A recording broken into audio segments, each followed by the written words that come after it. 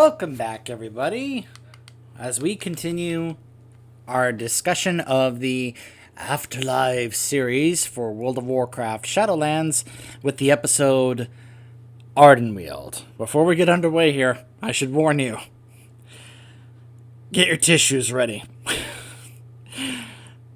This one's emotional. This may get to you, especially if you are a druid main. Even if you're not a druid main, if you have spent some time playing a druid, especially in Legion, I would say also if you've gone through questing Grizzly Hills and Wrath, but if you went through your Legion as a druid, then you're probably gonna feel this one a little more than others. So, I will admit, this one was one I was not really sure what to expect, because I really didn't know what they were going to be going over here. Now, when I heard about Ardenweald and the Night Fae, my speculation on this was that it was probably going to involve Ysera, given what happened in Val-Shara, that especially when they talked about how Ardenweald is very much connected to the Emerald Dream. It's connected to the, Elune, Cenarius, Malorn, much of the wild god lore that we know. It's very connected to that. The way that I heard Ian describe it at BlizzCon was, where if we think of the Emerald Nightmare, not the Nightmare, the Emerald Dream as the summer and spring seasons, Ardenweald is the autumn and winter seasons, because this is very much, well, I'll actually expand on this in a bit after we get started to kind of have the visual help tell what I'm talking about. So, let's get underway here with Ardenweald.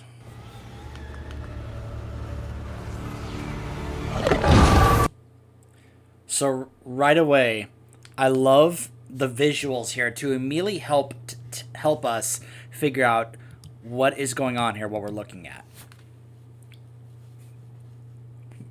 This is really well done, because first off, as I've mentioned, many of us didn't really know what they were going to be doing, because the character they seemed to be advertising for this episode was someone we had never seen before. It was like a brand new character, whereas Uther was the face for Bastion, and Draka was the face for Maldraxxus. The face for Ardenweald was someone we had never seen before, so I think some of us were expecting to feel a little disconnected with this one, unless they brought up a character that we knew.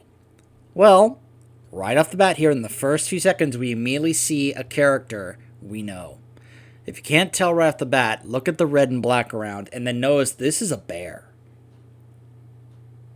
This is Ursoc when we faced him in the Emerald Nightmare. The wild tremble before my fury!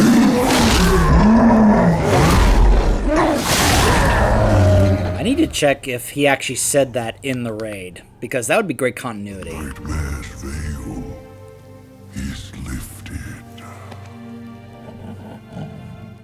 So, that's another thing I need to check, is if that's what he said after we defeated him in the Emerald Nightmare. Now, this was something we didn't actually see, was Malfurion there aiding us, and then going there to comfort his friend. Because, Malfurion was there with us in the raid, but he stayed in the middle area because he was trying to be very careful about delving into these areas, because he didn't want to be corrupted by the Nightmare himself.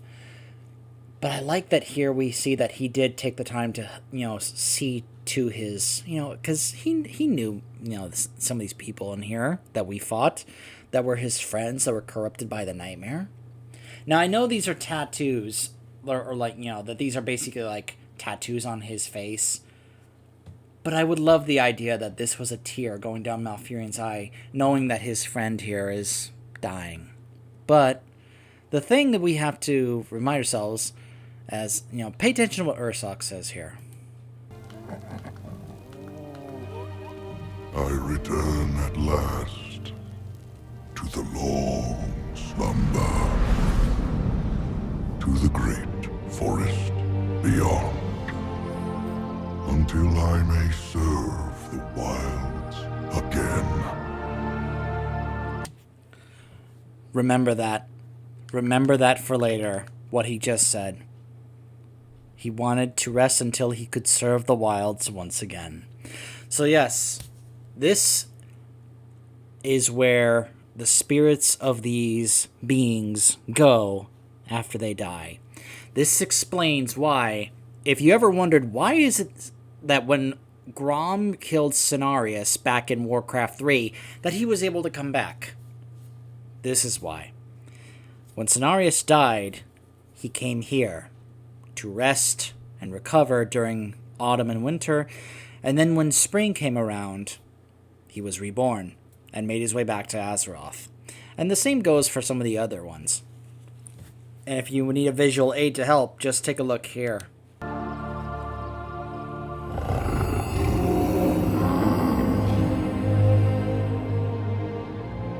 So here's the character that we don't know.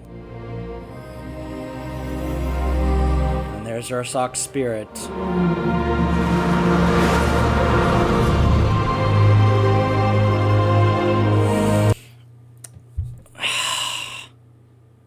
Immediately.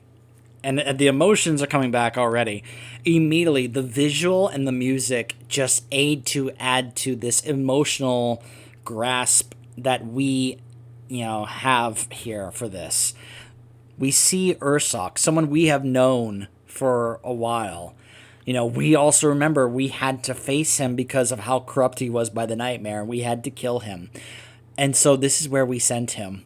And so we see his spirit has now gone into that, I'm going to guess that I'm just going to call it a seed, because with the idea that he's, having his soul being put into a seed to be taken care of and nurtured until he is able to be reborn. And the music in this is just gorgeous, and it really adds to the emotion of this. So we don't know this character that we just saw, but we know Ursoc. So we are emotionally attached to this right away, regardless of who this other character is, because it's Ursoc. And I like that this was something they did here.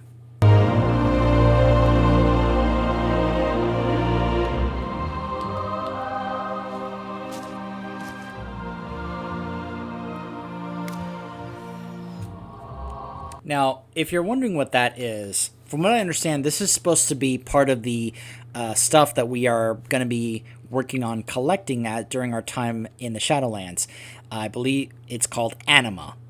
It's a substance that helps make a lot of what goes on in the Shadowlands function, from what I understand. It's a very important fuel source that is used in the Shadowlands. There's more to it than that. There's more detail, but I don't want to go fully into that. I'm just giving you an idea that he's using it because it's growing from the trees there. He's picking it and then using it to help nurture Ursoc's soul, to help take care of him as he tries to rest and recover so that he can be reborn again in the future. It's a very nice little detail here.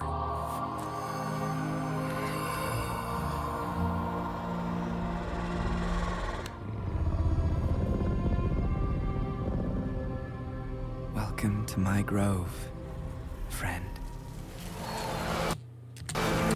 So, apparently this guy's name is Arlon, and I guess they have these groves in Ardenweald where some of these souls will come here and they will tend to them. I guess their task is to take care of them until they are ready to be reborn. So, that's to help kind of give us an idea of what's going on here. My queen, I shall protect these souls through their winter. I shall see them reborn in their spring. So, this is the Winter Queen. She is basically the leader of this zone, like the Archon was for Bastion, and like the Primus is for Maldraxxus. And my gosh, she is beautiful! Look at her! Oh, she is gorgeous! Now, she's not going to look this good in the actual game. I wish she did. I wish all the models looked as good as they do in these animated shorts, but that's really a testament to how incredibly talented the artists of these animated shorts are, because they do such a good job with the faces in these shorts. Because just look at her. Man, they really want to make sure the Winter Queen looked as beautiful as she could. My goodness. No matter what trial I face, I swear it, my queen. I swear it. And you can tell she's very much beloved by the people of this zone. And dream. Take note, by the way. I want you guys to see this. Take note. Look at the number of other souls in his grove here. This is Ursok. And then just look at some of the other ones here that are being taken care of in this grove here. I want you to take note of that, okay? Because it just makes what happens next feel a little bit more sad and tragic.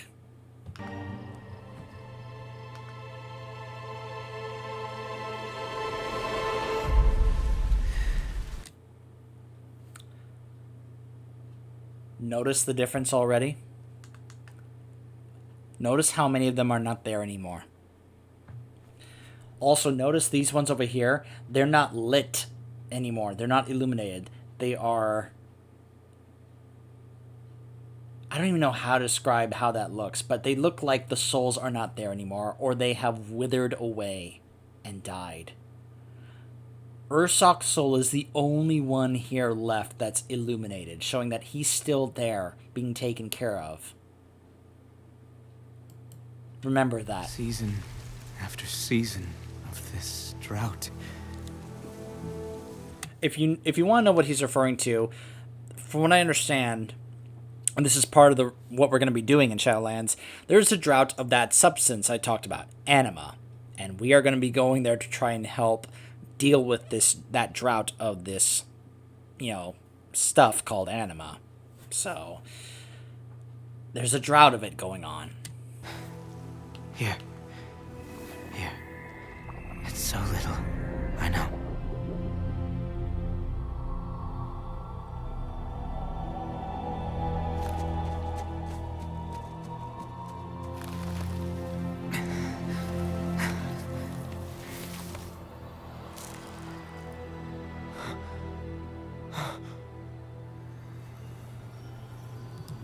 Must be done. Reclaim everything from this grove.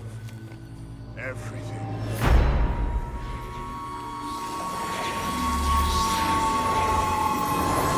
No! This is my grove! You will not destroy them!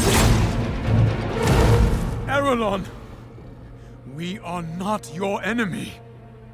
Anyone who threatens my grove is my enemy. I swore an oath. My queen. I kept faith all this time that you would save us. And now you send scavengers to my grove? Why?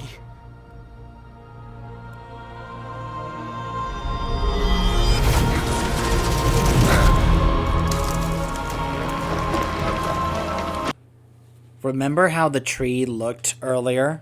How full of life it looked?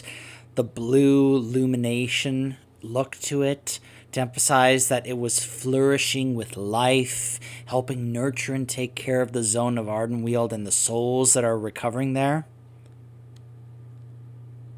Yeah.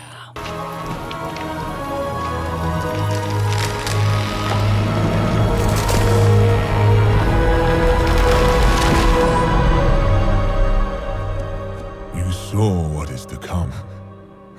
Ardenweald is dying. It must be saved. The Queen is called the Wild Hunt. Oh gosh, really? Do we need those guys? I mean, I think they might be a little busy chasing Ciri, but... Oh, you mean a different Wild Hunt. Oh, I'm sorry, you said she's called the Wild Hunt. I thought you were referring to those elven guys who are chasing Ciri. Never mind, sorry, my mistake. I'm sorry, I had to throw that joke in there. It was way too good of an opportunity to put that joke in there. I'm sorry, but I had to. But I do want to comment on what is going on here in just a moment. We have culled your grove so that others might live.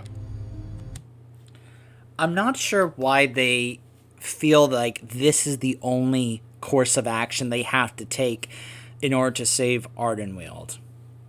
Why they feel that this is basically the option that they have to do.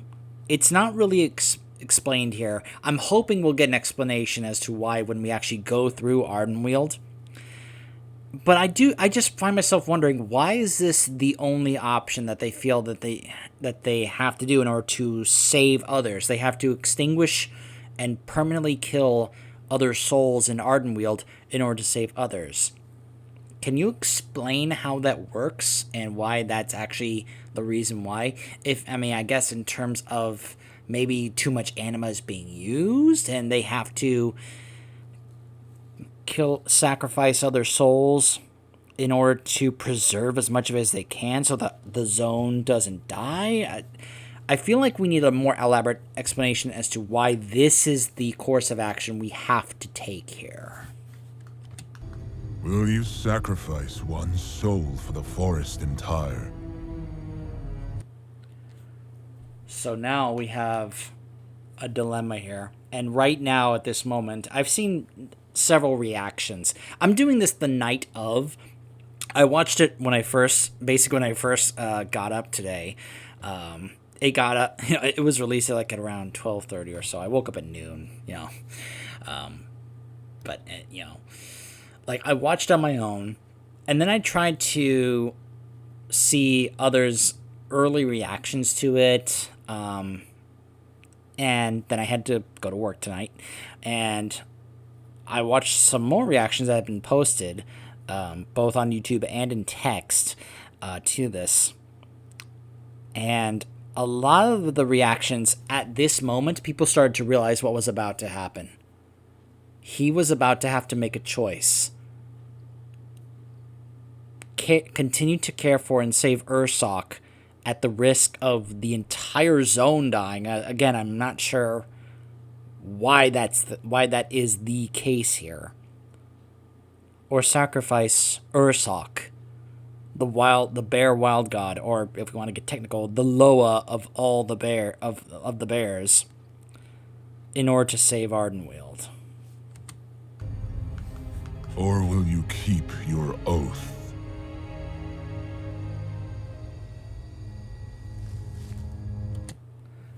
Now, I want to point something out here. Now, the Winter Queen is about to talk for the first time. She's been silent this whole time in this short, with just, her face and showing him the vision. But now she's about to say something. But what gets me here, look at her eyes. And I'm not talking about these things here. I'm talking about right here. She has tears in her eyes. I feel like she is... How do I put this? I feel like she is so heartbroken having to put Arelon, if that's his name, Arelon, whatever, in this position, having him make this choice, and it's killing her. It tears her up inside that she's putting him in this position to have to make this choice. She doesn't want to put him in, to put anyone in this kind of position where they are forced to make a choice like this. Who would want to put someone in a choice like this? So you have to sacrifice this person's life, or the entire, all these other people are going to die, or you can save him and all these other people will die. Make a choice. Take your pick. No one wants to put someone in that kind of position, have them make that kind of choice.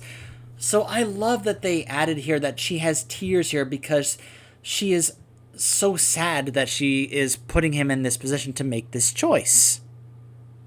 Now, what she's about to say here, it seems as if this is what she's saying to our little friend here, Arelon. However, what she says here, I think she's also saying to Ursoc. Pay attention to what she says here. Your heart is pure. I will honor your choice. Now, a lot of people I've seen react to this. They think he made this decision. He's the one having to make this choice. However, there's one little thing that I picked up on that I think this is not actually the choice he's making. Pay attention to the subtitles and listen.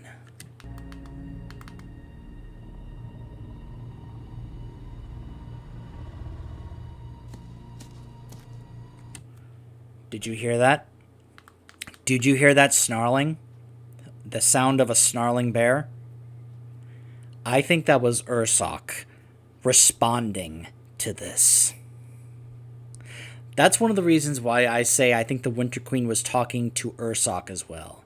Because it confused me why she would look at our buddy Arlon here and say, "Your heart is pure." I'm like, okay, why do you feel the need to point that out? Unless she was saying that to Ursoc. As if this conversation is being directed at Arlon. But I think she is the Winter Queen. I don't know what her powers are in terms of what she's capable of. I'm going to make the assumption that she is capable of looking at the souls in her zone, Ardenweald here, and is able to look at them and, notice them, see them. I don't know if she actually knows Ursoc personally. I'm hoping that'll be revealed if she actually knew who Ursoc was, or some of the other people that we know, does she know who Cenarius is? Does she know Malorn? Does she know Ysera? How much does the Winter Queen know these people and what's been going on?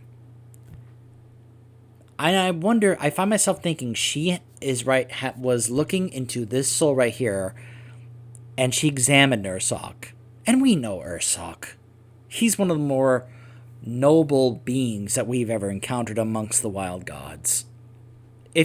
Now, maybe for the other players, they only saw him as a raid boss in Emerald Nightmare, but if you played a druid, the quest as a guardian druid was to go find Ursoc and obtain his claws, which were the fist weapons, that you would use to also get a powerful bear form, because the idea was you were using the power of Ursoc to fight the Burning Legion. And we saw how awesome he was. He was how noble of a being he was. So she saw him and she said, "Your heart is pure." And I think she was not necessarily just saying that Arlon had a choice here. I think she was offering this choice to Ursoc. And I think in that moment, she and Arlon heard Ursoc snarl there. Now, there's no text here for translating. But here's my thought. Here's what I'm thinking, guys. I think in that moment, because Ursoc,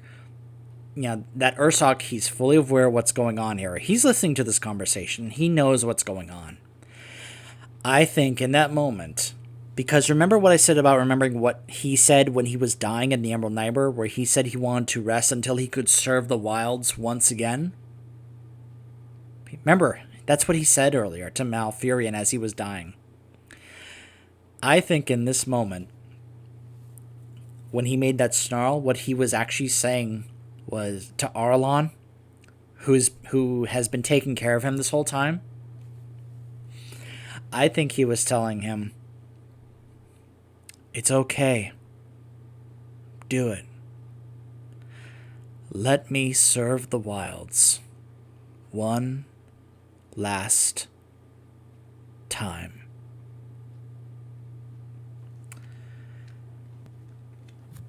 For those you don't know, self-sacrifice it's a big thing with me. You're willing to sacrifice yourself to save others, you get a lot of points for me in my book. So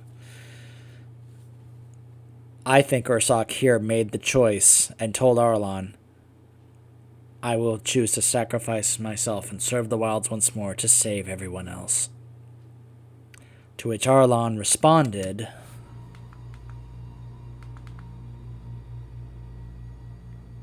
"One last time, you serve the wilds. You will not be forgotten." No, he won't. Forgive me, friend.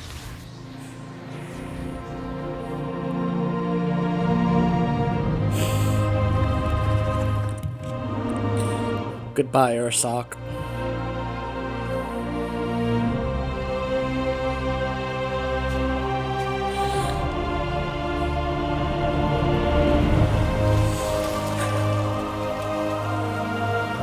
I will hunt for you, my queen. For Ardenweald.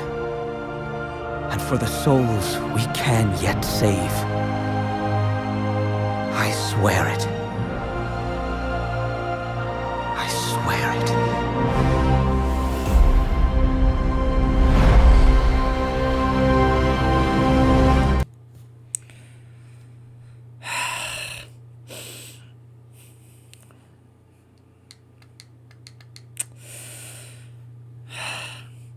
I would say rest in peace, Ursoc, but I don't know. I guess I'm not sure if that applies anymore. Now, my initial thoughts were, I hope he's not gone for good. But the more I've thought about it, the more I actually want to take that back. Because if they did bring him back, it would basically lose all meaning to how this works. Plus, it would take away the significance of this.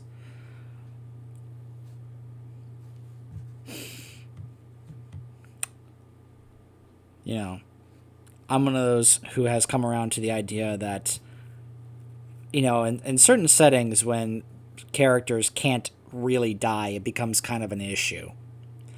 Because permanent death has to actually matter. Because, well, it then kind of loses its meaning and its significance when it happens, you know?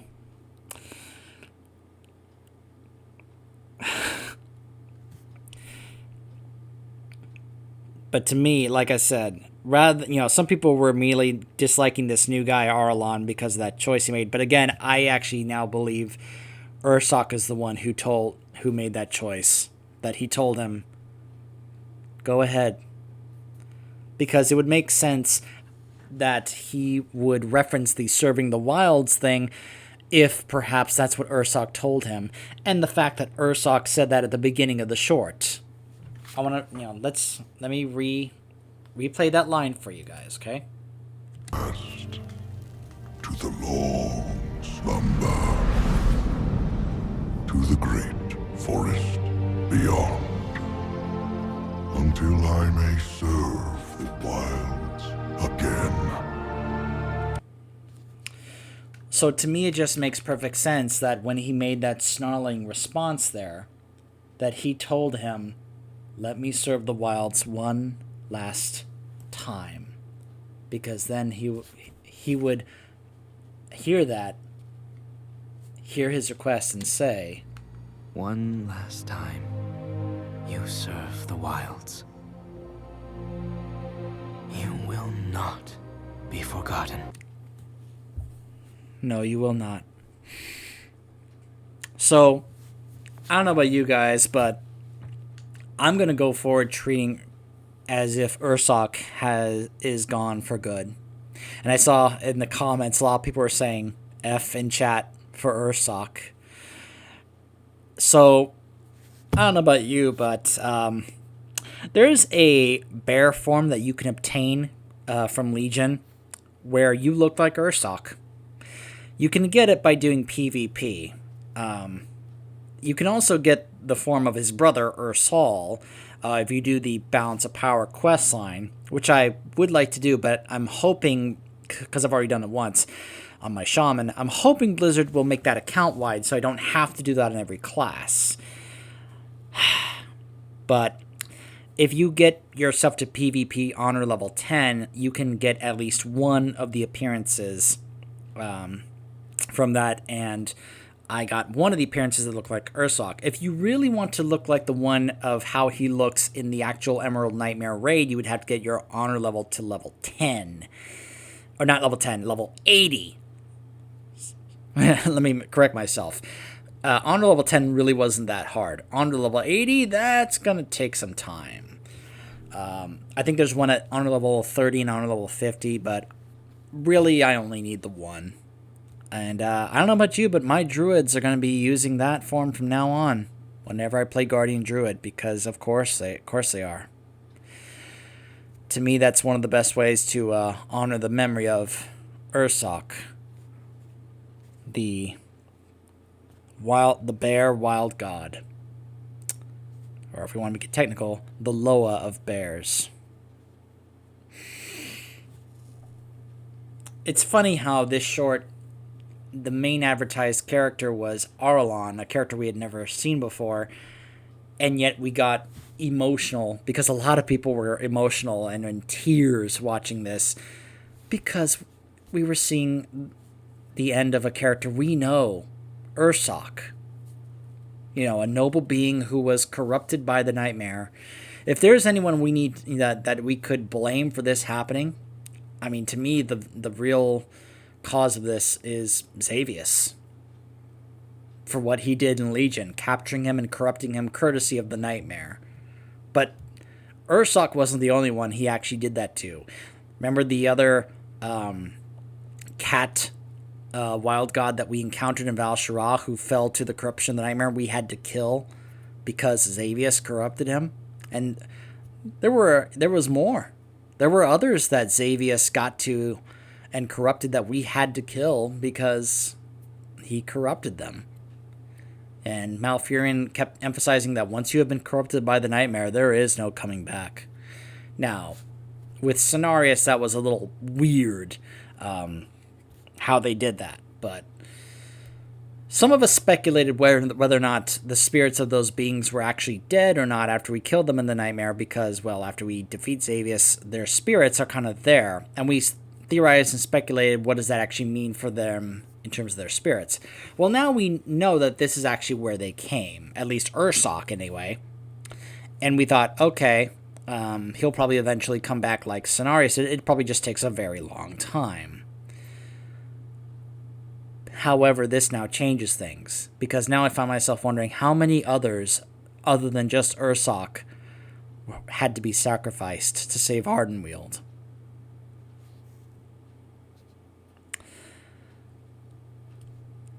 For the record, my druid is going to be joining Ardenweald.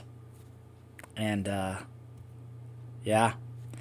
Because my druid is now going to be motivated to help save this zone as much as he can so that no other of these souls have to be sacrificed like the mighty Ursoc.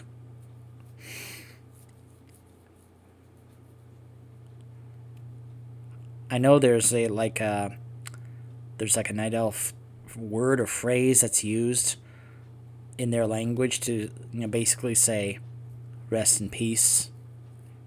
I don't remember what it is, but yeah.